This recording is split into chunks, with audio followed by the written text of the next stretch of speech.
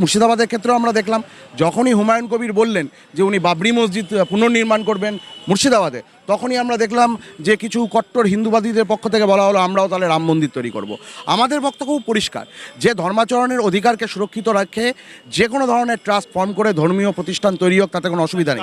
কেউ মসজিদ বানাবার জন্য ব্যস্ত, আর কেউ মন্দির বানাবার জন্য ব্যস্ত। এদের মধ্যে শিক্ষা, স্বাস্থ্য, কর্মসংস্থান, বেকার যুবকদের কথা, বাচ্চাদের কথা, হসপিটালের কথা এদের মুর্শিদাবাদের মতো জেলাতে শিক্ষার সমস্যা রয়েছে, স্বাস্থ্যের সমস্যা রয়েছে, পাবলিক যে সমস্ত পরিষেবা তার সমস্যা রয়েছে। আমাদের দলের চেয়ারম্যান নওশাদ সিদ্দিকী সম্প্রতি মুর্শিদাবাদে গিয়ে বলেছেন যে 22টা আসনে প্রত্যেকটা জায়গাতে উন্নয়ন হয়নি, উন্নয়ন সেখানে আটকে আছে। একজন নির্বাচিত জনপ্রতিনিধি মুর্শিদাবাদের, তিনি সেগুলোর দিকে নজর না দিয়ে যদি এই বিতর্কিত বিষয়ে মন্তব্য করেন, তাহলে সেটা রাজ্যের পক্ষে কাম্য নয়। এদের সময় মানুষকে খাবিয়ে রাখো মসজিদ নিয়ে, মন্দির নিয়ে। মানুষ মন্দির, মসজিদ, গির্জা, গুরুদুয়ারা এইসব নিয়েই ভাবতে থাকুক। মানুষ স্বচ্ছভাবে যে দেশ চলবে, রাজ্য চলবে এবং স্বচ্ছভাবে মানুষের যে অধিকার সেটা নিয়ে ভাববে, এই ভাবনাটা তাদের মধ্যে আনা যাবে। পরিষ্কার বলতে চাই যে রাজ্যে কোনো ধরনের সাম্প্রদায়িক সম্প্রীতি পরিবেশ নষ্ট করা এর পক্ষে আইএসএফ নেই, ছিল না, আগামী দিনেও থাকবে না। কেন ওই জায়গায় একটা হসপিটাল বানাতে পারলেন না, যেখানে হিন্দু, মুসলিম, দলিত, আদিবাসী, বাংলার প্রত্যেকটা মানুষ তারা যাবে চিকিৎসা করতে? ওই জায়গায় একটা ভালো শিক্ষা প্রতিষ্ঠান বানাতে পারলেন না, একটা মেডিকেল হসপিটাল বানাতে পারলেন না? এর দ্বারা পরিষ্কার তো এরা মন্দির, মসজিদ, ওদিকে দিল্লিতে বসে সে মন্দির বানাতে ব্যস্ত, আর এইদিকে আমার রাজ্যে দিদিমণি ইনিও মন্দির বানাতে ব্যস্ত, মসজিদ বানাতে ব্যস্ত। এদের এই নাটক। দেখুন, আমাদের দেশে একটা সংবিধান আছে, সংবিধান অনুযায়ী আমাদের দেশে ধর্মাচরণের অধিকার রয়েছে প্রত্যেক মানুষের। তো কোনো মানুষ যদি মনে করেন যে ধর্মাচরণের জন্য তিনি কোনো একটি ধর্মীয় স্থানের প্রতিষ্ঠা করবেন, তাহলে নিশ্চিতভাবে দেশের সংবিধান অনুযায়ী একটি ট্রাস্ট ফর্ম করে সেই কাজ করতে হবে। এবার সেটা দেশের আইন অনুযায়ী হওয়া উচিত।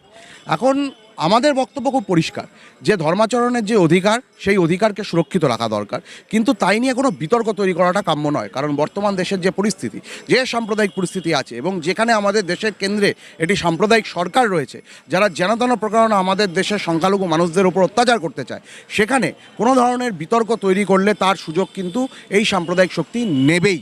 এবং আমরা এই মুর্শিদাবাদের ক্ষেত্রেও আমরা দেখলাম, যখনই হুমায়ুন কবির বললেন যে উনি বাবরি মসজিদ পুনর্নির্মাণ করবেন মুর্শিদাবাদে, তখনই আমরা দেখলাম যে কিছু কট্টর হিন্দুবাদীদের পক্ষ থেকে বলা হলো আমরাও তাহলে রাম মন্দির তৈরি করব। আমাদের বক্তব্য পরিষ্কার যে ধর্মাচরণের অধিকারকে সুরক্ষিত রাখে যে কোনো ধরনের ট্রাস্ট ফর্ম করে ধর্মীয় প্রতিষ্ঠান তৈরি হোক, তাতে কোনো অসুবিধা নেই, কিন্তু বিতর্ক সৃষ্টি করাটা কাম্য নয়। বিতর্ক সৃষ্টি করলে তা আমাদের রাজ্যের এবং দেশের যে সাম্প্রদায়িক সম্প্রীতির ঐতিহ্য তাকে কিন্তু নষ্ট করবে। আমরা এইটুকু পরিষ্কার বলতে চাই যে রাজ্যে কোনো ধরনের সাম্প্রদায়িক সম্প্রীতি পরিবেশ নষ্ট করা এর পক্ষে আইএসএফ নেই, ছিল না, আগামী দিনেও থাকবে না।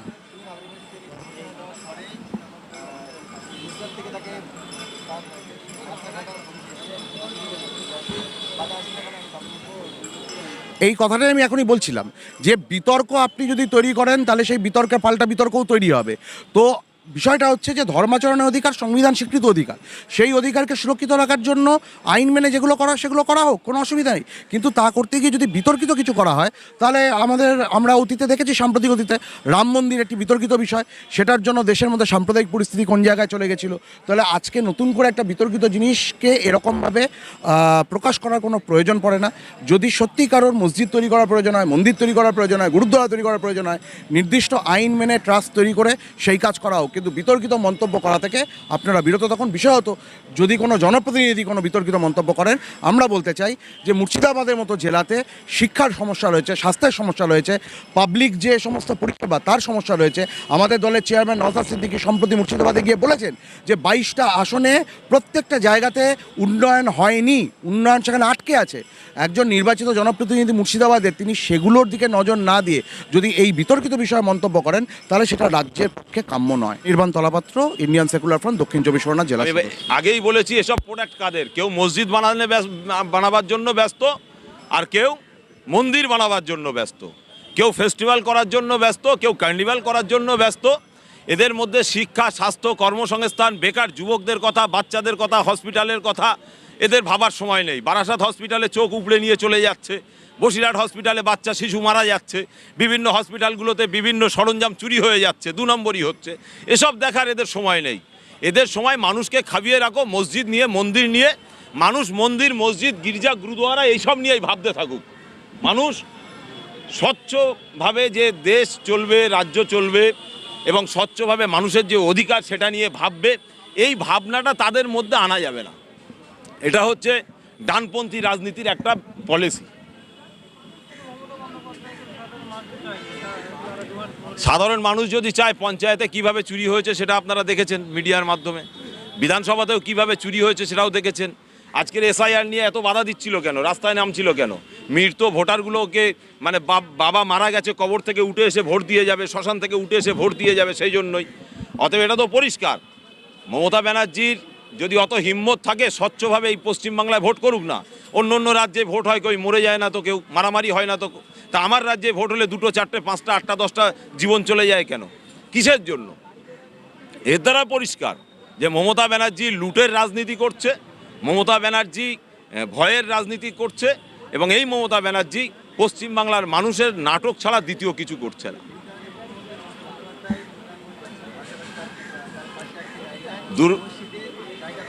দুর্গা অঙ্গন যেটা করছে সেটা কার জায়গা? এটা ইতিহাসটা ওর জানা আছে? বামফ্রন্টের আমলে ওই জমি ছিল কাদের? এটা মুসলমানদের পৈতৃক সম্পত্তি। একটা সুন্দর শহর হবে বলে কম পয়সায় সেই সময় নিয়েছিল। আজকের সেই জায়গায় একটা মসজিদের জায়গা, আর ওই মসজিদের জায়গার উপরে একটা কার্নিভাল করবে, করুক না, করুক, সেটার মজা বুঝতে পারবে 2026-এ যে মসজিদের জায়গায় কিভাবে মন্দির তৈরি হয়, মসজিদের জায়গায় কিভাবে অন্য অন্য কাজ কারবার তৈরি হয়, সেটা বোঝা যাবে। কেন ওই জায়গায় একটা হসপিটাল বানাতে পারলেন না, যেখানে হিন্দু, মুসলিম, দলিত, আদিবাসী, বাংলার প্রত্যেকটা মানুষ তারা যাবে চিকিৎসা করতে? কই ওই জায়গায় একটা ভালো শিক্ষা প্রতিষ্ঠান বানাতে পারলেন না, একটা মেডিকেল হসপিটাল বানাতে পারলেন না? এর দ্বারা পরিষ্কার তো এরা মন্দির মসজিদ, ওদিকে দিল্লিতে বসে সে মন্দির বানাতে ব্যস্ত, আর এইদিকে আমার রাজ্যে দিদিমণি ইনিও মন্দির বানাতে ব্যস্ত, মসজিদ বানাতে ব্যস্ত। এদের এই নাটক।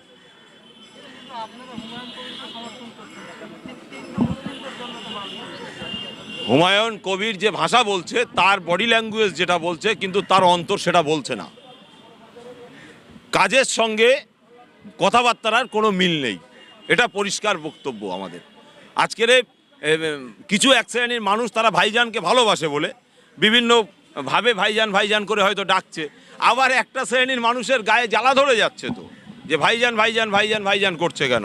আমি তাদেরকে বলি যে আগামী দিন দালালির সীমা আছে, কিন্তু আপনারা যেভাবে দালালি করছেন এবং বিজেপির ভয় দেখাচ্ছেন, দেখিয়ে মুসলমানদের অন্যজনার কোলে ঠেলে দেওয়ার প্ল্যান রাজনীতি করছেন, হিম্মত আছে আপনাদের।